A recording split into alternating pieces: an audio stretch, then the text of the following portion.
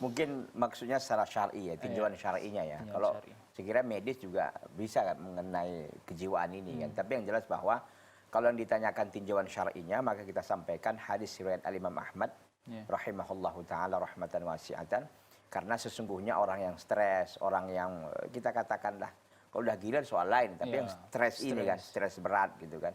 Ini kan dalam keadaan huzun dia, bersedih atau dalam keadaan ham, itu kegalauan yang mendalam. Karena banyak permasalahan bertumpuk-tumpuk sehingga dia merasa banyak sekali masalah dan nggak bisa keluar dari masalah itu, sehingga timbul huzun, yaitu kesedihan terkait dengan masa lalu, atau al-ham, yaitu keluh kesah terhadap masa yang akan datang. Tentu penawarnya adalah ada disebut dengan doa, ya, doa yang disebut dengan doa penawar hati, yaitu kata Nabi SAW, Allahumma inni abduka, ibnu abdika, ibnu amatika, nasiyati biadik, madin fi hukmuk, adlun fi qada'uka, as'aluka bikulli ismin huwa lak, sammaita bihi nafsak, aw anzalta fi kitabika, aw alamtahu ahadan min khalqik, aw ista'sarta bihi fi ilmil ghaibi indaka, an taj'al al-Qur'ana rabi'a qalbi wa nura sadri wa jala huzni wa dhahaba hammi. Jadi intinya bahwa doa ini dibaca ketika kita sedang gundah gulana, ketika kita sedang dalam keadaan bersedih, ya, dengan banyak masalah lah, ya, apapun itu masalahnya, kita baca ini, mudah-mudahan Allah Azza wa Jalla, karena di ujungnya itu kan anta ja'alul Qur'ana rabi'a qalbi, ya Allah engkau jadikanlah Quran itu sebagai pelipur laraku, pelipur, ya, wa jala husni, dan menghilangkan kesedihanku, wa nura sadri, cahaya hatiku, wa dhahaba hammi, dan menghilangkan hamku, yaitu kesedihan terkait dengan masa depan, begitu. Itu terapi pertama. Terapi yang kedua dikatakan bahwa meruqyah.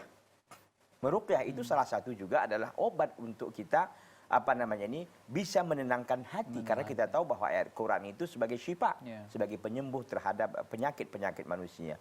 Masalahnya memang kedangkalan iman, tipisnya iman, itu membuat beberapa bacaan ayat yang kita baca itu tidak berpengaruh.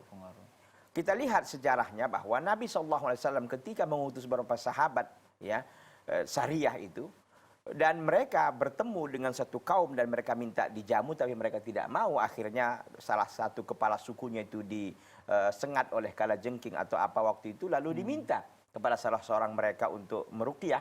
Maka salah seorang sahabat hanya membacakan surah Al-Fatihah saja. Dalam Bukhari ceritanya, Bukhari Muslim. Apa yang terjadi? Sembuh, seolah-olah dia lepas dan tidak ada masalah. Lebih cepat daripada obat-obat yang biasa dilakukan orang untuk menawarkan racun. Lebih cepat dari itu lagi. Kenapa? Padahal yang dibaca hanya surah Al-Fatihah. Mungkin hari ini kita sudah baca berjuz-juz pun dalam Al-Quran, tapi juga tidak mempan, tidak memberikan efek dalam diri kita. Kenapa? Kedangkalan iman, karena tipisnya iman yang membuat kita seperti ini.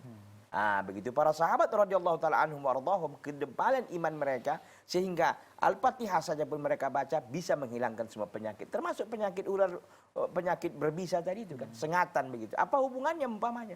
Kita katakan apa hubungannya ayat dengan ini? Tapi ternyata ayat Al-Qur'an ini menjadi obat, menjadi penyejuk dan menjadi penenang, penawar dari segala masalah dan problematika hidup kita. Masalahnya karena tipisnya iman, ya, yang ada dalam hati kita, membuat banyak pun yang kita baca kadang-kadang nggak ngaruh.